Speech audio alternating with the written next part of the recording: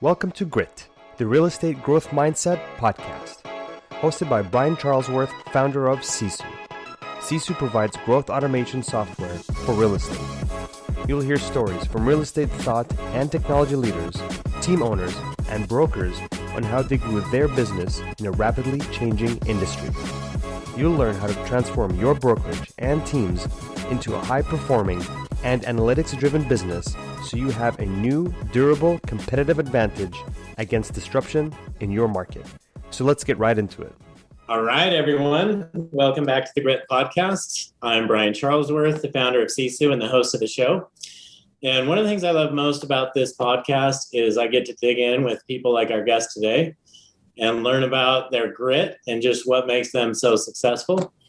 And this guest today happens to be a very special guest for me. And I actually get to dig into this stuff quite a bit with her because Bengtzen happens to be my wife. She is the founder and CEO of Utah Life Real Estate Group. And she is one of the most powerful women in real estate. And I hear that from everybody who meets her. So sometimes I don't think she realizes that yet, but it's true.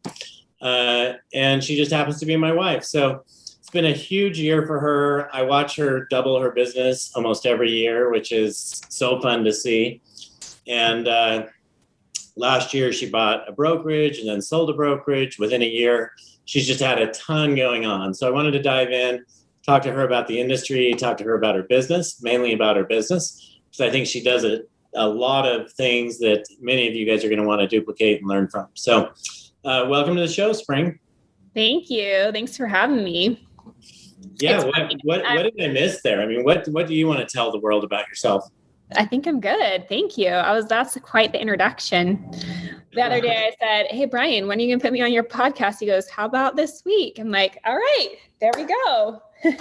Yeah, there you go. So anyway, I'm going to be traveling a lot over the next few weeks. So having Spring on today is great. Gives you guys an opportunity to not have me miss a week on the show and for you guys to get some great content. So one of the interesting things is, Spring, we live in the same house. Mm-hmm. We work in the same office. Mm-hmm. And yet here we are on a Zoom. We're not in the same room. True. Doing this podcast. Neither of us have like this cool podcasting room that we're talking about putting into a new building that you've been working on. So that's the first thing I want to talk about today. I want to talk about our new podcasting room, when we're going to have that done, and more about this building project you have going on. Yeah. So yes, it's going to have a rad podcast studio. It's also going to have a really cool training area and a collab workspace. So it's interesting. About a year ago, well, as you mentioned, I purchased the brokerage and then sold it because I figured it was not for me. We can talk about that too. But I went under contract on an old bank or a credit union probably about a year ago, and was supposed to close. And then due to the construction delays with COVID, it just got delayed and ended up closing in December. And we're in the middle of construction. It's going to be about a 5,500 square foot office building. Now they don't have the brokerage. It's quite large for just our team. So we'll be putting in title and mortgage and doing some cool stuff. I do a lot of video. We'll do a really cool podcast room. Right now I'm squatting. You can see the wall back of me is white because I'm just in a conference room at VentureX, which is like a WeWork. But it's fun. I'm super excited about it. And hopefully Sisu will take up part of that office space as well. So I was going to say, aren't you saving part of that for us? I hope so. Yeah, we'll see. Yeah, we are planning on it. So Spring, one of the things I've noticed since COVID hit, when COVID hit, you got really, really intentional with your business.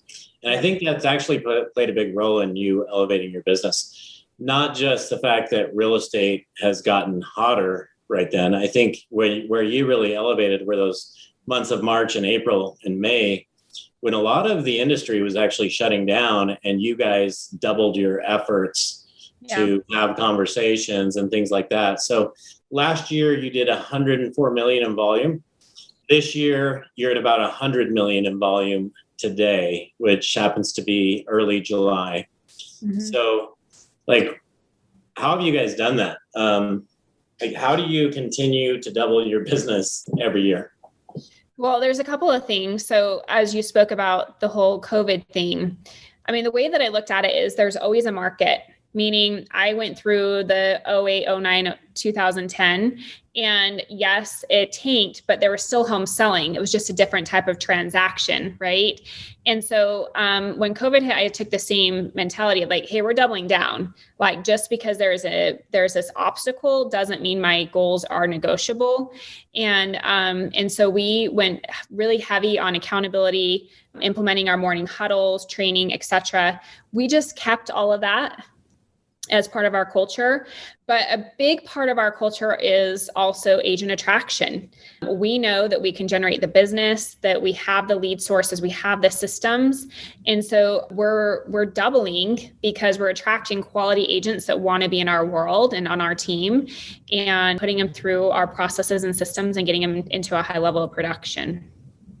Okay. So I want to drill in a little bit deeper on a couple of those items. You talked about morning huddles.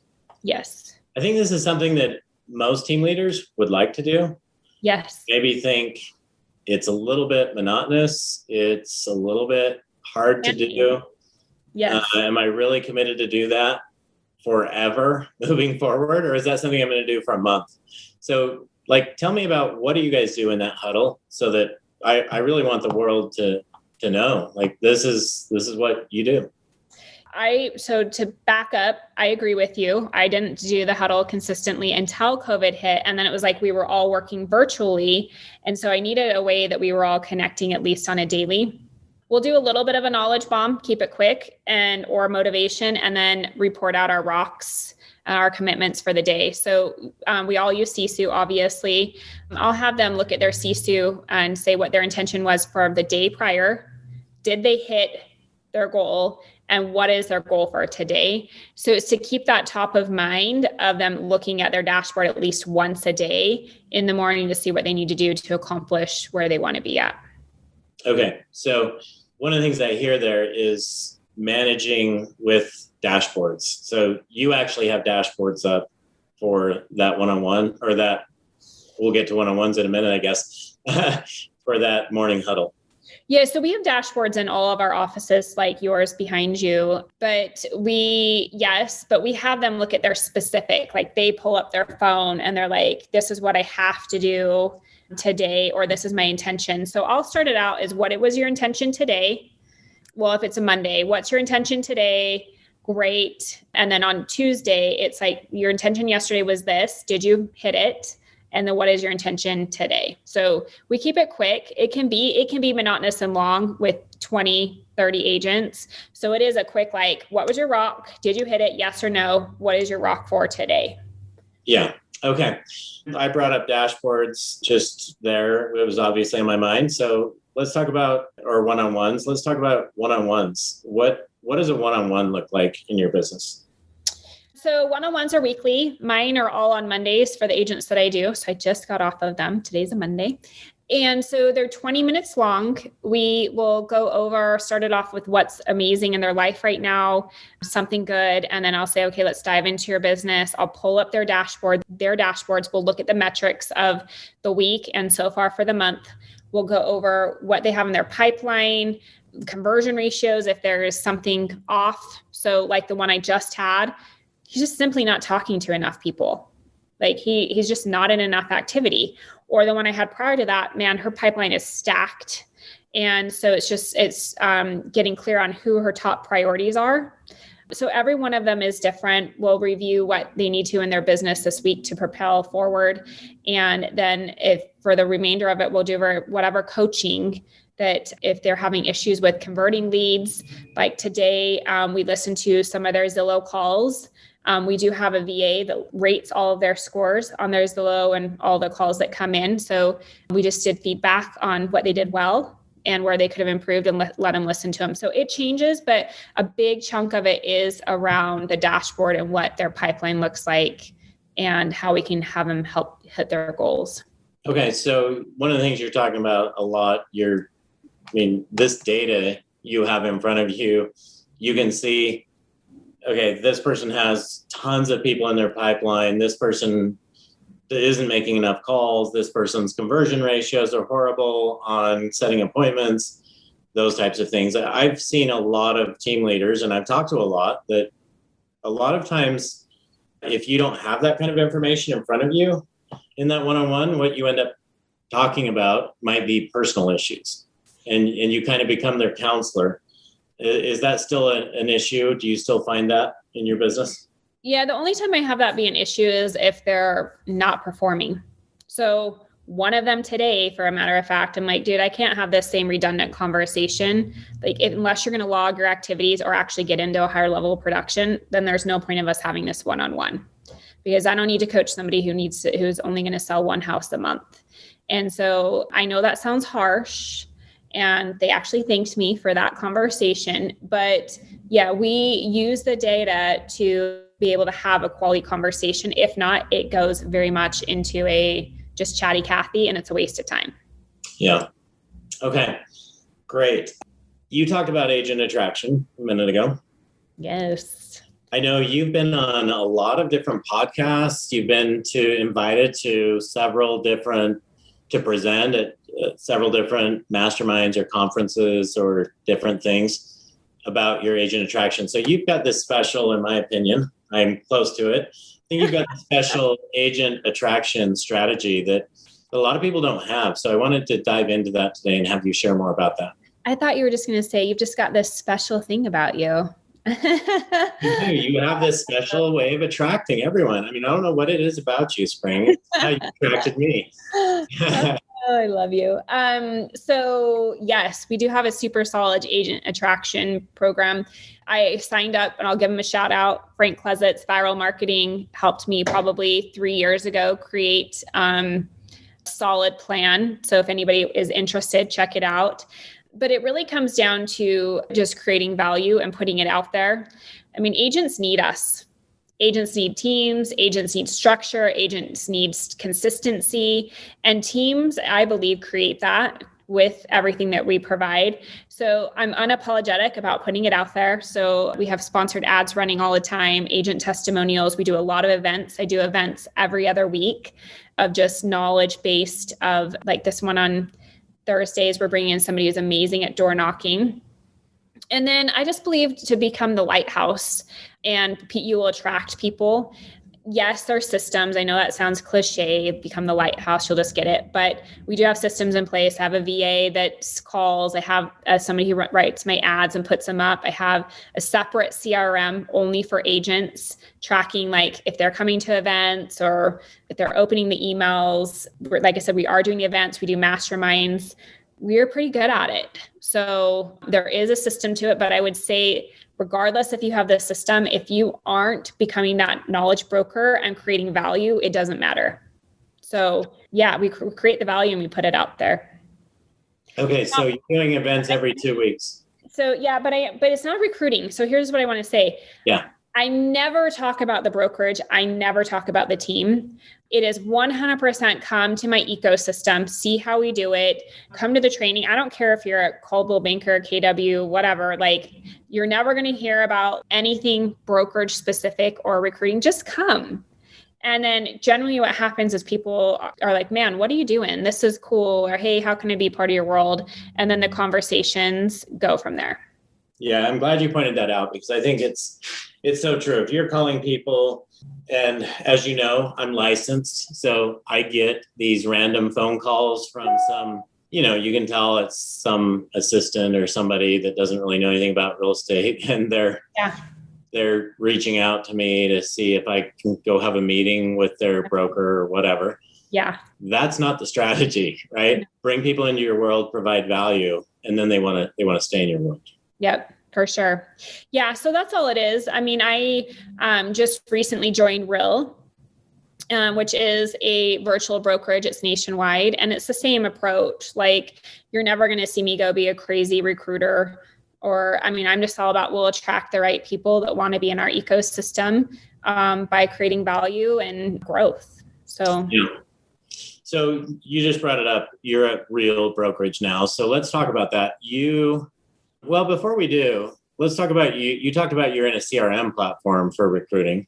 I know you use Sisu for your agent onboarding. Do you guys use Sisu? I don't even know if you use Sisu for tracking those appointments and stuff or not. Do you guys? Yes and no. We use ActiveCampaign for our actual agent CRM, and then it connects to Sisu.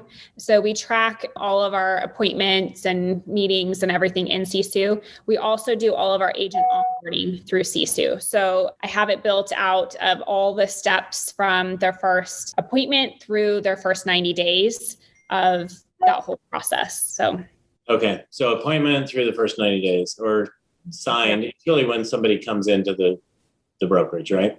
We use it for, like, if we've got an appointment, we'll make the notes on it because not everybody is ready, So we use it for that, but we connect it with the ActiveCampaign of making notes who comes to the classes and all that jazz. Yeah. Okay.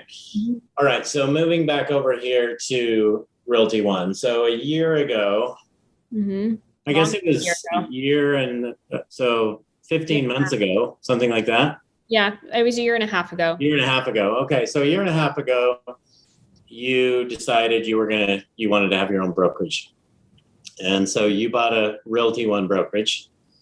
Yes. You recruited, just through what we just talked about, you recruited, I think, 100 agents in that year. Is that right? Yeah, we did about 120 within like 10 months. Okay. So that's amazing. Like, if most people thought about how do you recruit 100 agents in 10 months, go back and listen again to what Spring was just talking about 10 minutes ago. Yes. And you can dive into that deeper. So let's talk about, you bought this brokerage. Give me the story. What happened there? What did you love about it? What did you not? So I've had a team for a long time now, and I wanted to move into that ancillary businesses of title and all that jazz. So we opened up a title company, and I just thought, I'm going to own a brokerage. Like, my team can sit underneath the brokerage. I can provide that extra value. And then when people leave the team, they can still be in our ecosystem of being in the brokerage. And it was really because people weren't leaving when they leave the team. They weren't necessarily leaving me. They'd be like, Spring, I love you. I'm just ready for something new. And it was awesome. Like, I actually really love Realty One. Like, I love the branding. I love the people. Like, I have 100% awesome everything to say. But when I got into it, I'm like, man, I have to attract a lot of agents to make the income I want to make off this brokerage. And this is not my jam. Like, and when I say not my jam, attracting agents is my jam, but the day-to-day operations of making sure people are getting paid and the broker and just everything really wasn't my thing. I also didn't love that it was really just pigeonholed to my backyard. So, like, we live in 20 minutes outside of Salt Lake City. And so being, as you know, like, it's this little ecosystem of maybe 200 agents max. And that would be a huge brokerage for our area, And I think most of the brokerages have 80 to 100 max, and those are big brokerages. So the more I started thinking about it and doing the research and being exposed because of Sisu in the world of like what's happening in that virtual brokerage space, I was like, oh my gosh, like, this is amazing. You can be in business with people all across the US. You can network and grow and mastermind. And also, because you all are in business together, you all financially benefit from each other. You want to have that growth. You want to help them succeed. And so we ended up selling the franchise rights to another Realty One, and we opened it up. We moved over to Real probably 60 days ago. And I'm having a freaking blast. Poor you. You guys, like, every day I'm like, Brian, this is so great. Like, I all of a sudden know why so many people in another model, I won't name names, have been so loud and proud, because it's fun. Like, this is a really fun model, and you're just collabing with cool agents across the US. And so I finally get it. I'm like, this is so awesome. So it's fun. So, yeah, I've gotten used to seeing Spring looking at her phone. She's constantly staring at her app, seeing which agents came in and what she's getting paid and all that kind of stuff. So, Spring, why did you choose Real? I know you just mentioned reasons, but like, I know you had some hard decisions because it wasn't an easy decision for you, but what is it came down to that made you choose that brokerage? If you've been enjoying Grit, please help us continue to grow the channel by leaving a 5-star review and sharing it with a friend. Now back to Grit. Yeah, so there's obviously a couple models in this space, and I was really attracted to both models and the people that were in both. So my ultimate decision came down to really more of a business decision of I wanted to get in somewhere that was early. Like I was agent 2000 at Real. How crazy is that? So being agent 2000 in the entire company gives massive opportunity. So that was a huge one.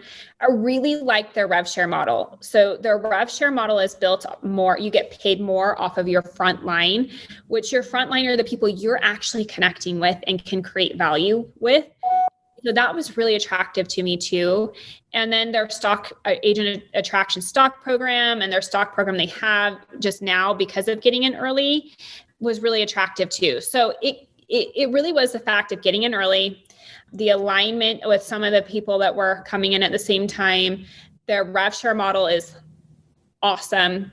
And then their stock program is great. I mean, you hear me say this all the time, Bri, but I'm like, as an agent, we have to pay our cap to somebody, our commissions to somebody. So why not do it somewhere that you're going to cap? And then why not do it somewhere that you have a cool stock program? Because if you invest in their stock, they grant you back additional stock or award you additional stock. Yep. And also that you can have alignment with other agents and you all benefit off of each other's transactions. Like, I just simply don't understand if you're a producing agent, why you wouldn't look at this model. All right. So yeah, I was going to ask you something else about that, but I know that you had a coach for the last year and a half, I don't know, maybe even longer than that, but yep. Who, like, the main thing you've been coached on for the last few years, or at least the last year, is not real estate. It's building wealth. Yes. It's building wealth. Yes. So, I mean, this has been a big thing for you. You posted something about a week ago on social saying, hey, I'm not one, I buy houses, I buy real estate. I'm not one to necessarily invest in the stock market. Now you are getting all this stock regularly. I mean, is that part of the reason you chose that, or what? 1,000,000%. I mean, I hate that this turned into a real conversation, so we have to change it after this because I know people don't want to hear about it, or maybe they do. I don't know, but yes, the stock program's crazy awesome. I mean, the fact that it can just diversify, as you mentioned, I changed a lot of my real estate coaching over to wealth building. And so creating the opportunities in the wholesale, like fix and flips, that commercial building we were talking about earlier, we bought that so we could cost segregate it as well, which is a huge tax savings. We're doing investment properties. And so this was just the extra of like, oh my gosh, revenue share that you don't really have any expenses on, but you're collecting revenue. And for those of you guys that don't understand how it works, you pay your company 85-15 split, 15% goes to Real. If they're on your front line, you get 5% of that 15. So 33% of it comes back to you. So I'm making 33% of that commission coming back on my front line. And then it tiers down from there. But to have that residual income plus the stock was just an added no-brainer to my wealth and investment strategy. Okay. So are there any other things, and yes, no more talking about Real, but are there any other things that you want to share with regarding building wealth? Because I talk to team leaders all the time, and I think everybody is in that mindset right now of how do I build wealth? I don't think everybody goes out and hires a coach to train them on how to build wealth. So are there any things that you want to share along those lines? The best advice I ever got was most people are not wealthy because they don't have a plan. So we spend our careers mapping out business plans, and we spend time planning vacations, but nobody sits down and says, where do I want to be in 10 or 20 years? And then how am I going to get there? So when I went through the coaching, it was interesting because it's a coaching and a mastermind. And they make you map out a $50 million to $100 million wealth plan. And it was an aha to me to see actually how easy in 30 years that was to actually create that massive wealth. And my coach, I'll give him a shout out, Brett Tanner. You guys can look him up, or I'll connect you, DM me.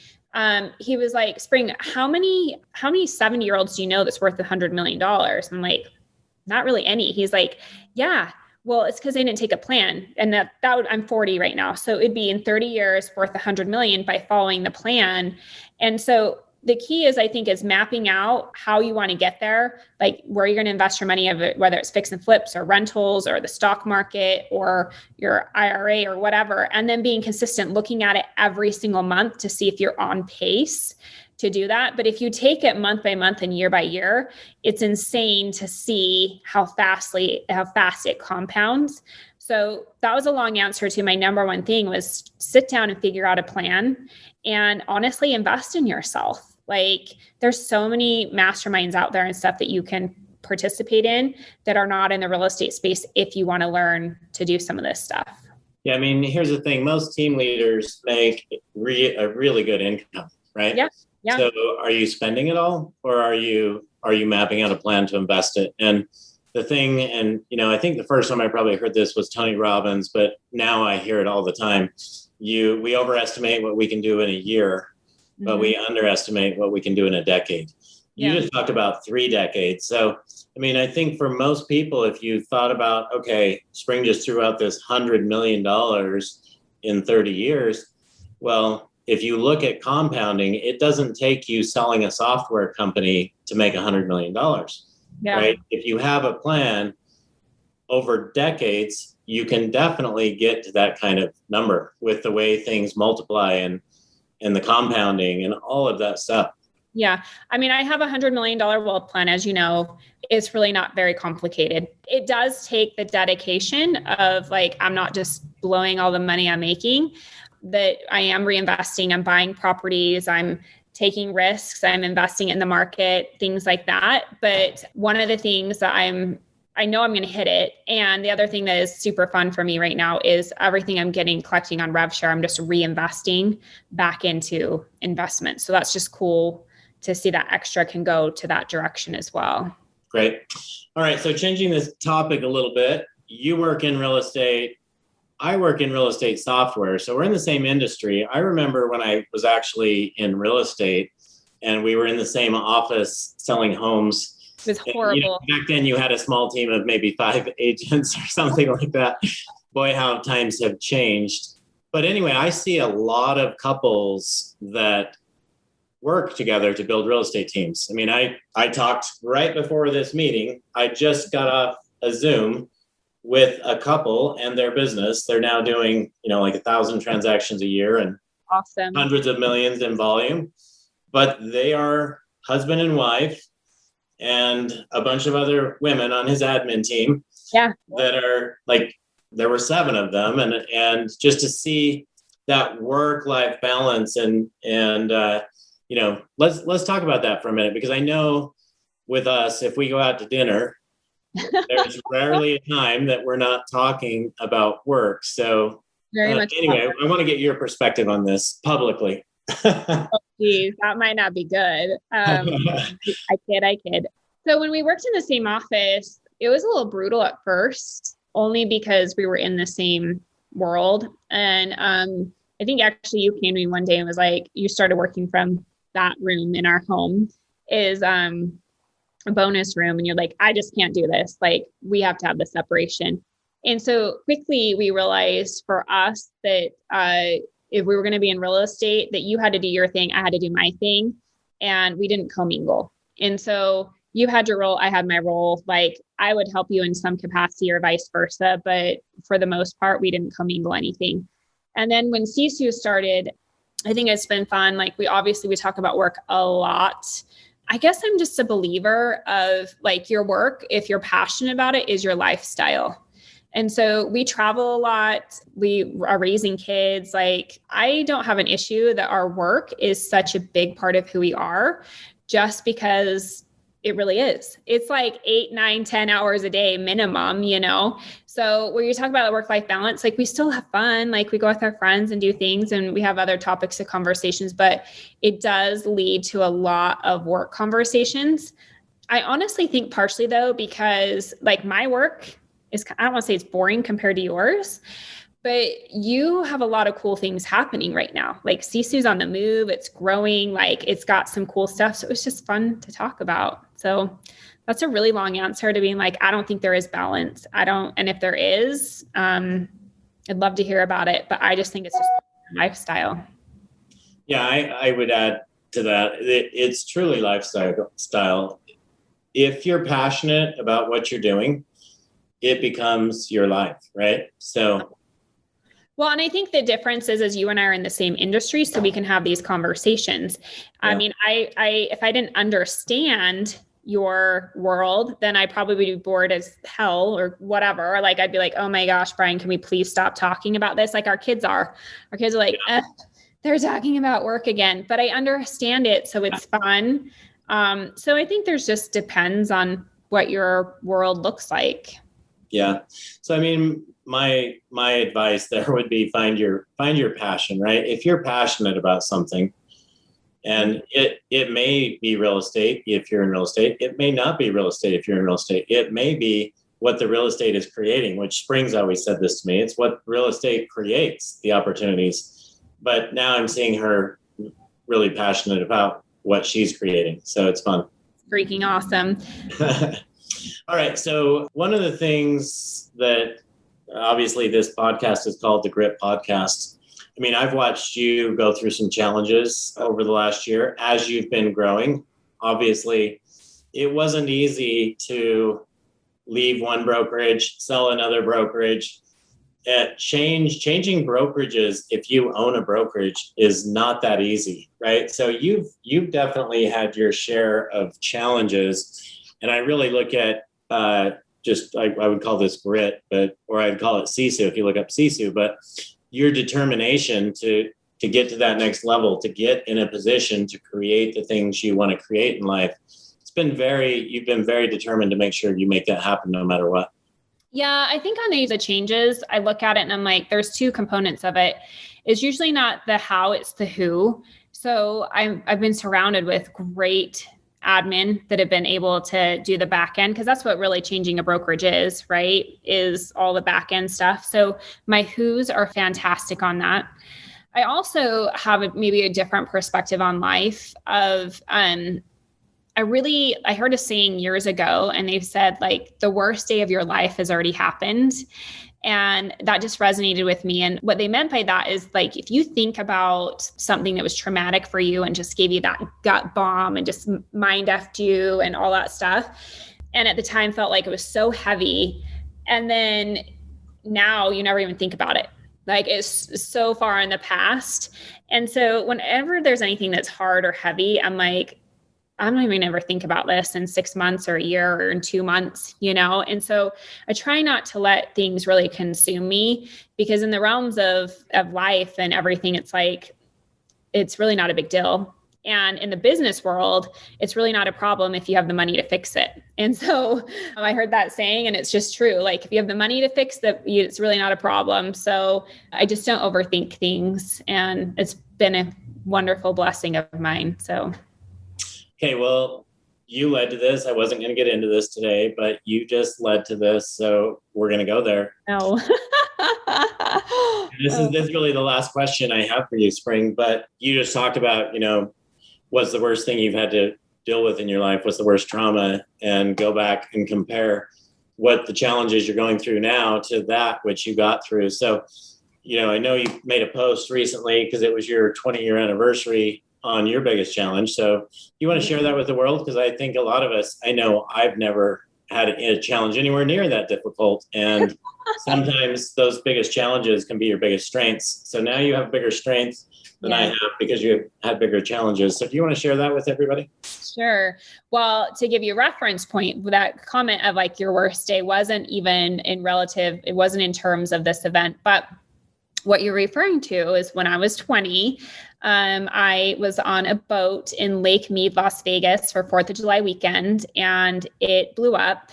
And when I say it blew up, like it was a cabin cruiser. So I was downstairs and it literally blew up, like people blew in the air, all that jazz. But my body was burnt 85%. So I'm one big giant scar. I could tell the story about not the first time, but one time, Brian, when we were together, you're going to kill me for telling this story.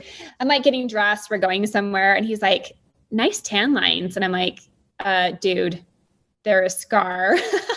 Because my body is a big giant scar besides where my swimming suit was, because where my swimming suit was wet, so it didn't burn. But yeah, anyway, why you reference that is, yes, I was burned. And the takeaway that I have from that is multiple. Like I could take a whole podcast on this, but what you're referring to is a couple of weeks into it, was super sick. Like my lungs had collapsed, had blood disease, pneumonia. Like my family, I lived in Utah at the time, had all gone home except for my mom. And they actually made the call to be like, we don't think she's going to make it. You guys need to come back. And in the burn unit, I shared a room with a lady, and she ended up passing away. And all the sirens are going off in the middle of the night. And I'm like, holy shit, am I dying? And I remember asking the doctor, and you know, in retrospect, I don't even know if it was a doctor. I don't know what really happened, but this is what happened in my head is I'm like, am I dying? And they were like, no, it's your choice if you live or die. And right then I was like, oh, is that easy? I haven't seen who I marry, haven't seen my kids, okay, cool, you know? And probably like 3 or 4 days later, I started like getting on the mend of like coming coherent, and my body started responding and all that stuff. So I live by your life is a choice. And it has been a huge part for me in my whole entire life of that your whole entire life is a choice, how you respond to things. Like you can't always be responsible for what happens to you, but you can be responsible for how you respond to it. And so I just choose to be freaking happy, and it's great. So there you go. There's your answer. Okay. Thanks for sharing that. I wasn't planning on going there today, but I think people deserve to hear that. So how do people get a hold of you if people want to get a hold of you? Because we may have some questions for you. Let's connect. I love people. You can DM me on the gram. It's just Spring Bengtzen, but my name is spelled funky. You can, my email is spring@liveutah.com. You can hit up Brian. He knows how to find me. Or you can have my cell phone, but it's out there. It's 801-641-1431. So there you go. So email spring@liveutah.com. That's probably the best way to reach her, or her cell phone, I would say. No, the gram is the best way because you actually look at your DMs. Emails. How many emails do you have, Brian? I don't even know. I say that because we are polar opposites. You check your emails. I scan my emails. Brian, just so you guys know, Brian has thousands and thousands and thousands of emails where my emails are my to-do list. So I love to have a clean inbox. We really are water and wine, if you guys know. I drink wine, he drinks water. And we just laugh because we were polar opposites on so many things. Well, yeah. The next podcast that I have Spring on, it'll be called Water and Wine. And we'll take it from there where we left off on this one. Spring, thanks for being on the show today. Thank you so much. Thanks for having me, babe. All right. Bye. Thank you for joining us on our podcast. If you have an interest in a free 7-day trial of Sisu, go to sisu.co, sisu.co. Make sure that you use the coupon code GRIT, that's GRIT, to waive all your setup fees and receive a 10% discount on your subscription. If you enjoyed listening to this podcast and want to subscribe, search GRIT, the Real Estate Growth Mindset, on iTunes, Spotify, or Podbean. And with that, we'll catch you next time. Take care.